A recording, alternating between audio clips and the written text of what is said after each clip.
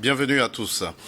Nous évoquons dans ce numéro de votre émission Focus la lutte contre la désinformation et l'extrémisme violent. Le sujet préoccupe les organisations de la société civile. Nous en parlons sur ce plateau avec deux invités.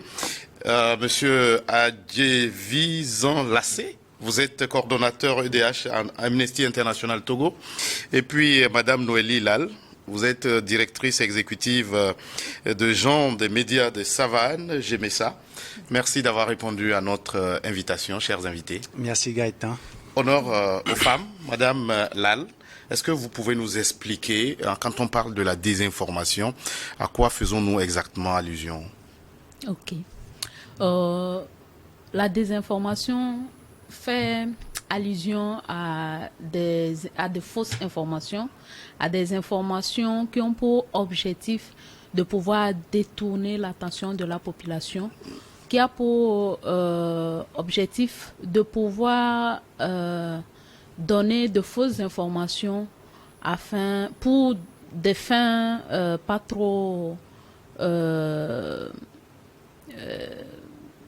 qui ne sont pas légales.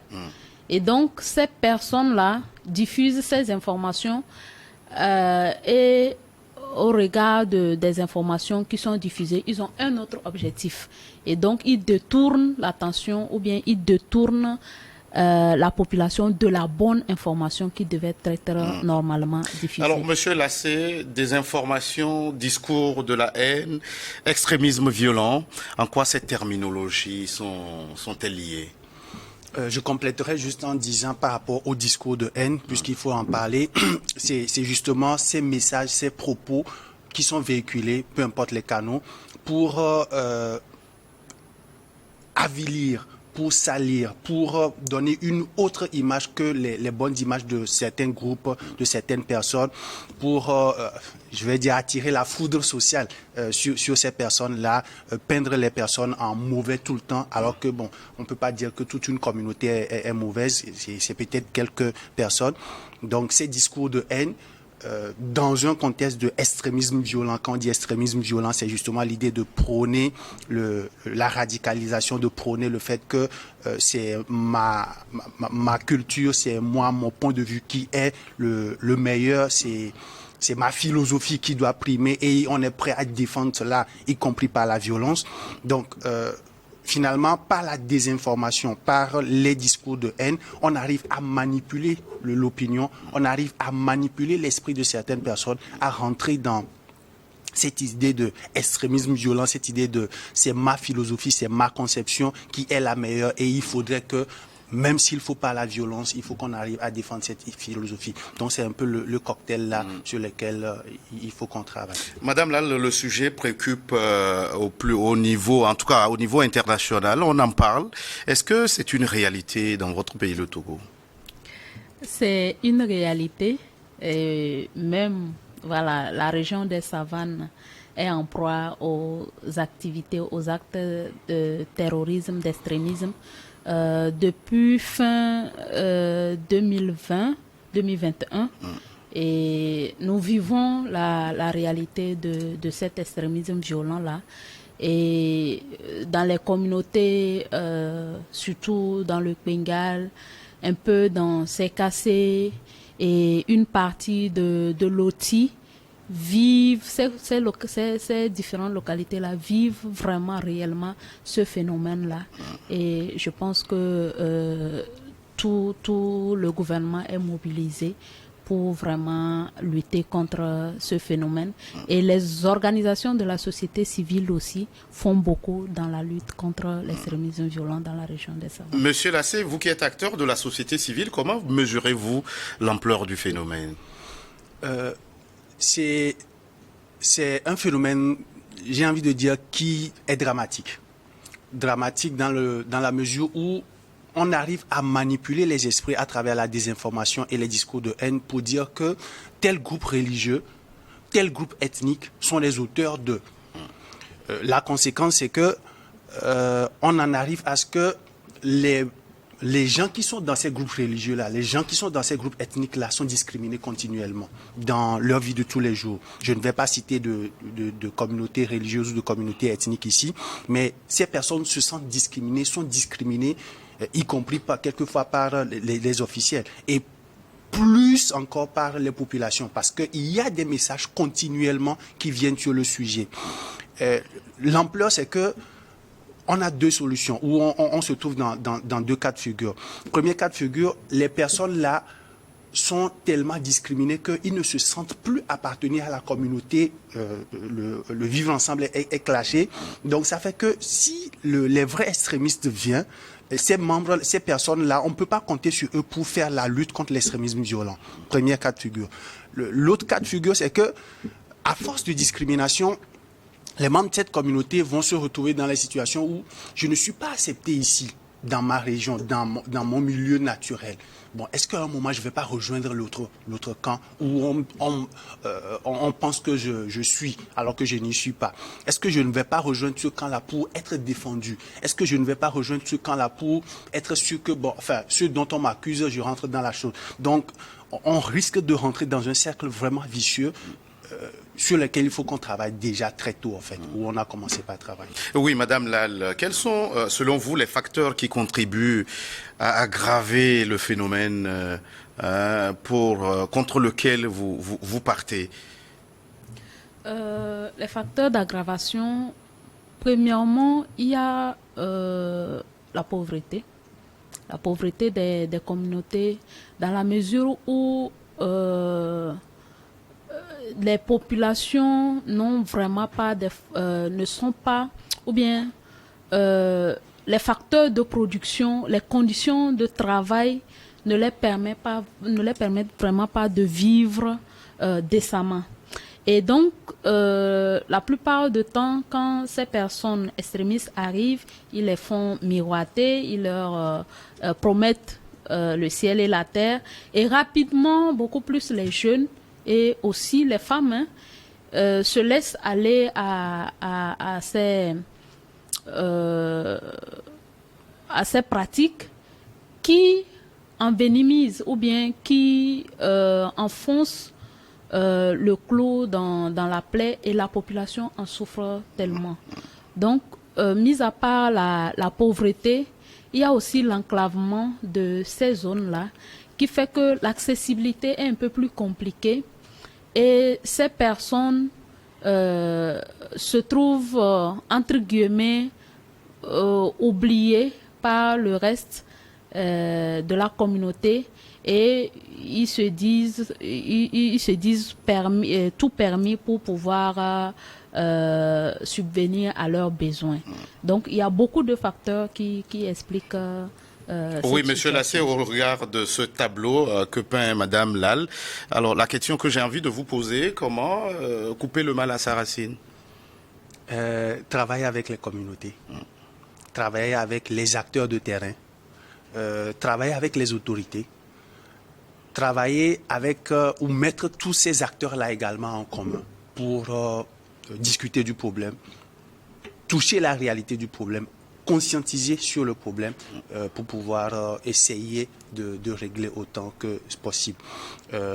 À Amnesty, avec une très bonne collaboration avec le GMSA, les gens des médias des savanes qui sont des journalistes, des acteurs de terrain, puisqu'il s'agit de désinformation, c'est de voir avec eux comment, parce que eux, détenteurs de l'information, on peut arriver à couper la chaîne des mauvaises informations, la chaîne des discours de haine pour pouvoir donner la bonne information aux citoyens.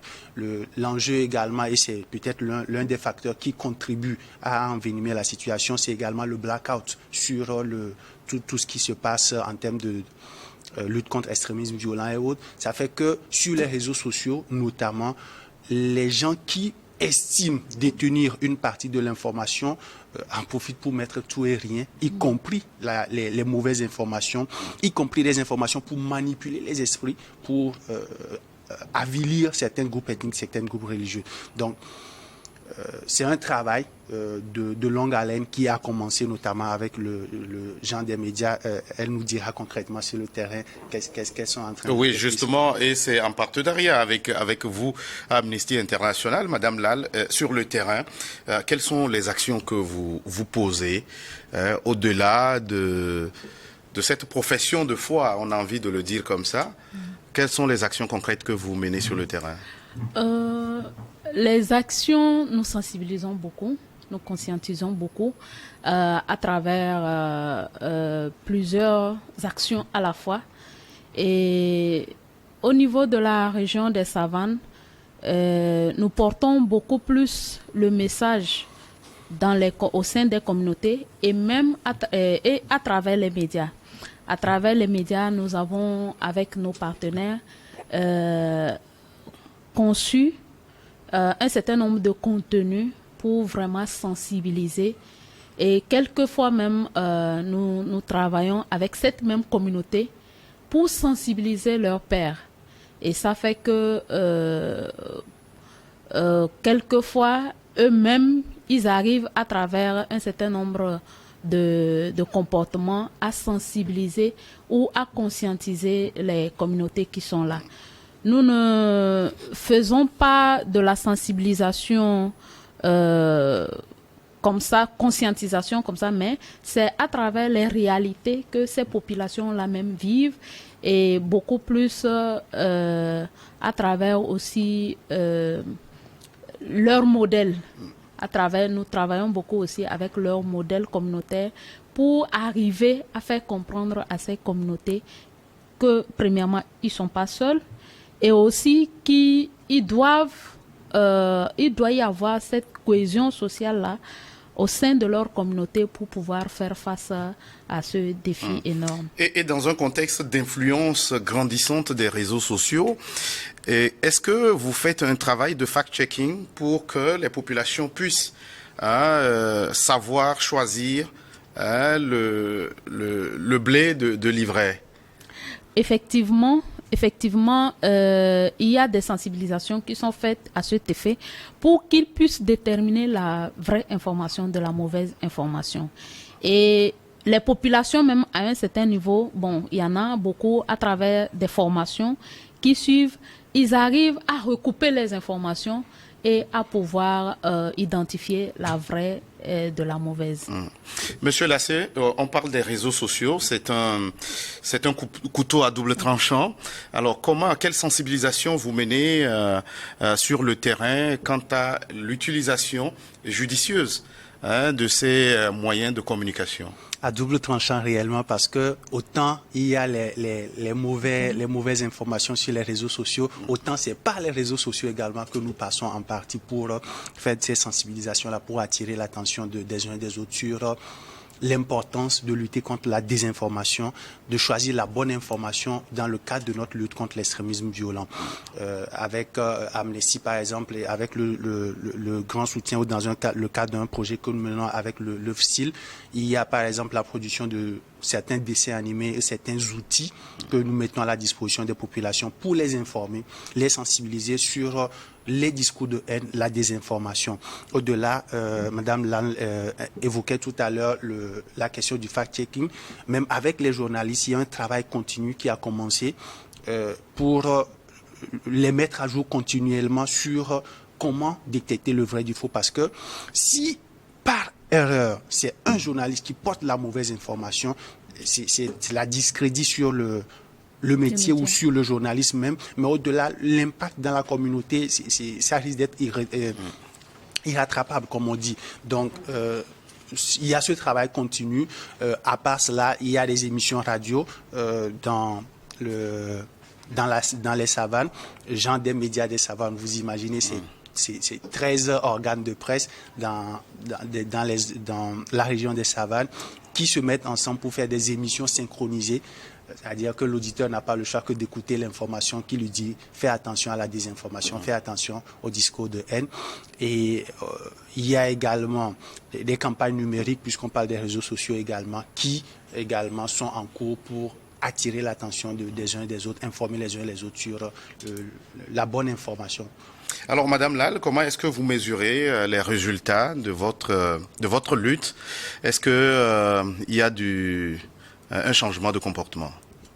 En termes de résultats, nous pourrons dire que, premièrement, au sein des organes de presse, au sein des médias, il y a vraiment des avancées qui sont faites. Les programmes sont revus carrément, les programmes sont améliorés, tenant compte effectivement de la situation. Les journalistes, au moins 80%, sont formés à la désinformation, à la mésinformation, au discours de haine et à la diffusion de fausses informations. Et au sein des communautés, nous avons quand même pu impacter positivement la communauté, et à travers les retours, à travers les messages que nous recevons de certaines communautés, nous avons compris que ce que nous sommes en train de faire a de l'impact, mais il va falloir continuer le travail pour pouvoir atteindre vraiment un niveau raisonnable de changement de comportement. Monsieur Lassé, nonobstant le fait que cette région septentrionale de notre pays connaît des défis sécuritaires importants, est-ce que vous sentez la nécessité de multiplier ces actions de sensibilisation sur l'ensemble du territoire? Parce que quand on parle de désinformation, de l'extrémisme violent, alors ça peut gagner du terrain. Exactement. Et heureusement, l'outil privilégié ici, c'est les réseaux sociaux. Sur ce coup, ça a l'avantage justement que ça n'a pas de frontières. Donc, autant on met le paquet pour mettre les acteurs de la région des Savanes au cœur de l'action, autant on est sûr que l'audience n'est pas seulement dans la région des Savanes, mais ça couvre tout le territoire. Ça, c'est un acquis. Le grand acquis également, parlant de résultats, c'est justement cette perception que le journaliste, en traitant l'information également maintenant, fait attention à ne pas disséminer des discours de haine, à ne pas disséminer. C'est surtout l'aspect discours de haine, parce qu'on n'est pas conscient forcément que c'est ce qu'on est en train de faire en ciblant telle communauté religieuse ou en ciblant telle communauté ethnique. Donc il y a ce grand résultat-là que moi je pense qu'il faut qu'on applaudisse. Merci à Noélie Lal. Nous sommes arrivés à la fin de cet entretien. Auriez-vous un mot de la fin? Un mot de fin, c'est vraiment remercier tous nos partenaires, l'ambassade des États-Unis, Amnesty International, le ministère étranger du Luxembourg, qui nous accompagnent à travers leurs associations continuellement dans la région des Savanes à faire face à ce défi énorme qui n'est pas prêt à partir. Et nous comptons sur vraiment tout un chacun pour pouvoir continuer la sensibilisation au sein des communautés, parce que avant c'était dans le Burkina, c'était au Mali, c'était au Niger, et on n'avait pas pensé que ça pouvait vraiment prendre le terrain au niveau du Togo. Et donc c'est vrai que c'est dans la région des Savanes, mais tout le monde est concerné. Et nous tenons vraiment à... Tout le monde est concerné. Monsieur Laté, chacun doit jouer sa partition. Votre mot de la fin? Mot de fin, c'est vous remercier, New World, pour l'audience. Et remercier également le Fonds canadien de soutien aux initiatives locales et le Haut Commissariat du Canada au Ghana, qui comprennent également l'urgence et l'importance de travail sur la désinformation et qui soutiennent des initiatives dans ce sens-là. Merci à vous, à Djevizan Lassé. Vous êtes coordonnateur EDH Amnesty International Togo. Merci à Madame Noélie Lal, directrice exécutive de Gens des médias des Savanes. Merci à vous qui êtes restés à notre compagnie. À très vite pour un autre numéro de votre émission Focus.